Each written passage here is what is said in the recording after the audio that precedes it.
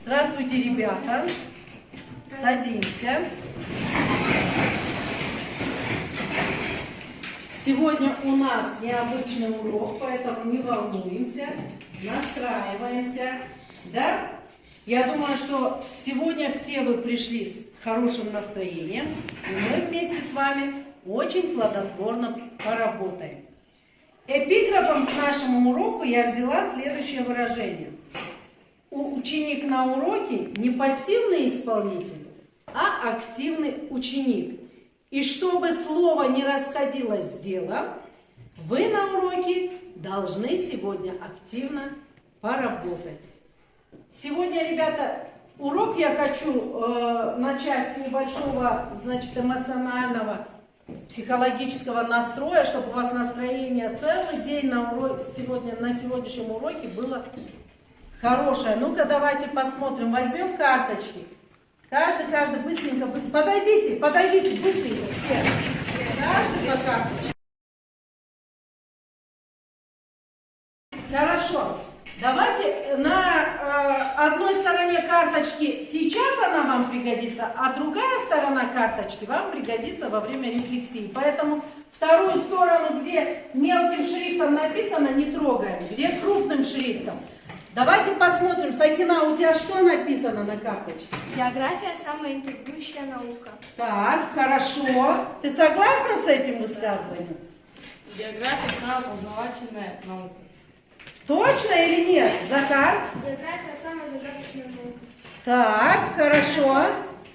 Залина? Самая сказочная наука. Сказочная. Илья? География – самая мудрая наука. Мудрая наука. Таисия? География – самая интересная наука. И Рома? География – самая естественная наука.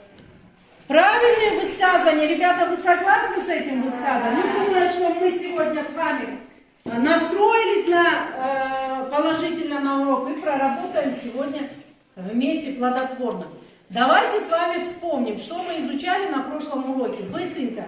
На прошлом уроке мы изучали тему атмосферное давление. Атмосферное давление. Давайте же вспомним, ребята, что мы называем атмосферным давлением.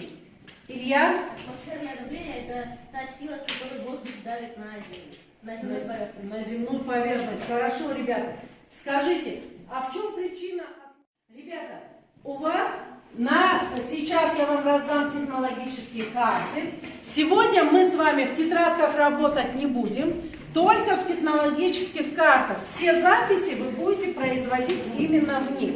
Первое задание у вас домашнее задание. Вам необходимо выполнить работу, которая называется корректор и редактор. Для первого варианта задание называется редактор, для второго варианта задание называется корректор. Что означает редактор и корректор? Здесь даны, ребята, предложения. Первый вариант должен отредактировать эти предложения, то есть дописать предложение, а второй вариант должен откорректировать предложение, то есть найти ошибку. Поэтому завершили работу, подняли головы, внимательно смотрим на доску. Обменялись работами своими, Первый вариант проверяет у второго варианта, второй вариант у первого. Быстренько. Сегодня мы с вами поговорим об одном из явлений природы. А какое это явление, вы узнаете, когда отгадаете загадку. Внимательно слушаем, ребята. Хоть бескрылый, а летает, безголосый, а свистит. Хоть безрукий, но бывает, груши с веток обрывает, сосны с корнем вырывает, так порой он сердит. Только что он был везде, миг, и нет его нигде. Ну-ка. Ветер. Ветер, правильно, умничка. Итак, что же нам сегодня с вами нужно, ребята? Давайте с вами поставим цели самостоятельно. Ну-ка, что мы сегодня на уроке должны разобрать с вами, Илья? Мы должны научиться чертить розовый круг. Еще? Все это сегодня мы с вами узнаем и научимся делать на уроке. Такой вопрос. А кто знает, в чем же причина образования ветра? В чем причина образования ветра? Может, кто-нибудь из вас знает? Ответить на этот вопрос мы сможем с вами, решив одну задачу. Ребята, давайте посмотрим, какая же задача у нас.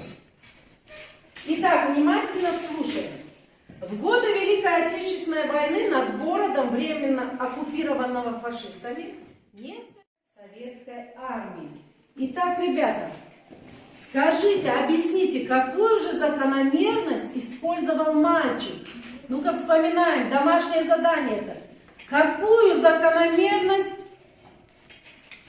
В трубе с высотой понижалось атмосферное давление, поэтому ветер разлетались листовки из-за пониженного давления. Правильно, ребята.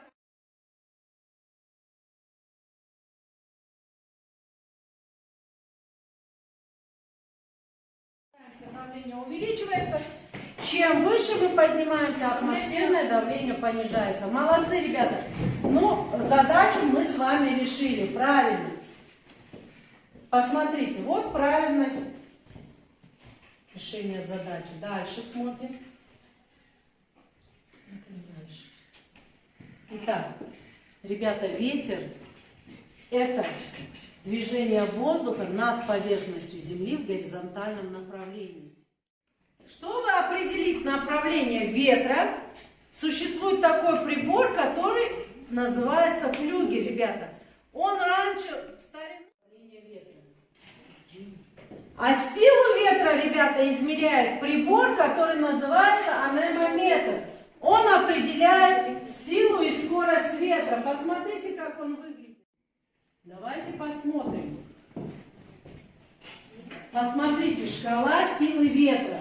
Скорость ветра может достигать до 30 и более метров в секунду. Подробнее мы познакомимся с двумя ветрами. Это бриз. Что же такое бриз?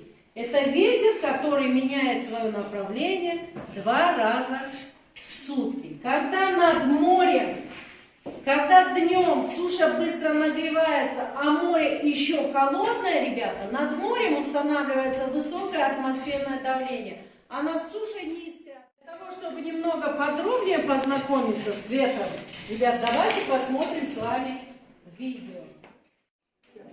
Чтобы ответить на этот вопрос, давайте прогуляемся по берегу моря в жаркий день. Вы можете ощутить, что с моря на вас дует освежающий ветерок. В чем тут дело? Так, ребята, мы с вами просмотрели видео. Что мы узнали из этого видео? Ну-ка, Маша, остальные работают. И ночной бриз. Хорошо, а еще что? Мусон. Мусон и... Итак, ребята, но существует еще графическое изображение режима ветров для преобладающего направления ветра относительно сторон горизонта в определенной местности. И это изображение называют розой ветров. Записываем роза ветров. Работу в группе. Попробуем самостоятельно построить розу ветров. Ну-ка, быстренько в группы собираемся. Собираемся в группы. Так, берем фломастеры.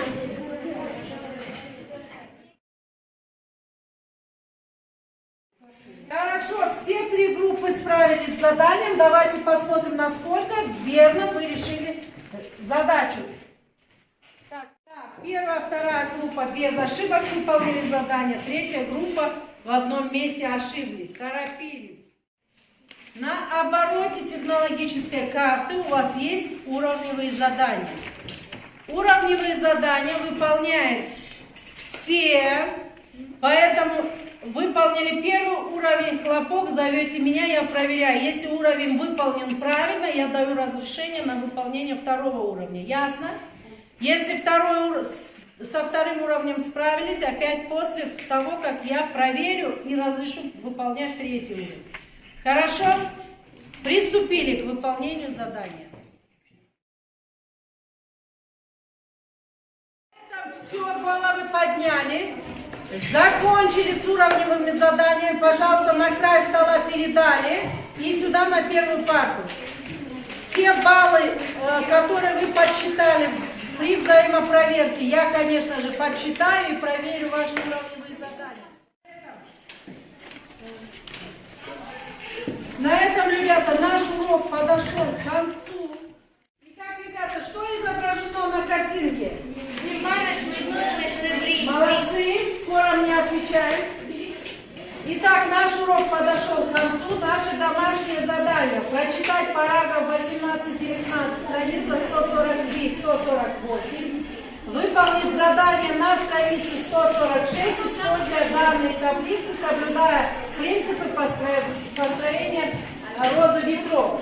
И еще одно творческое задание, ребята. Кроме ветров, о которых мы с вами сегодня узнали, о бризе, муссонах, да, еще есть много разных ветров. Поэтому первая группа готовит сообщение о смерчах, вторая группа о торнадо, третья группа о ветрах Пёны, Бора-Бора и четвертая группа интересные факты о ветре.